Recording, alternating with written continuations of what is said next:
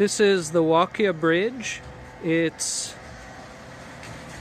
between the town of Wakuya, which is that way, and then it goes over the AI River towards what? Well, I don't know, towards Nonodake Mountain. Nonodake Mountain is that way, and then if you go this way, you go towards Ishinomaki.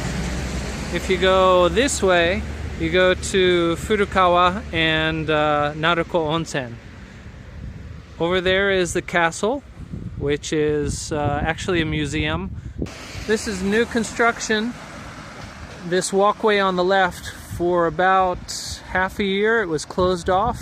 The construction was done by the prefecture and not the Wakuya town.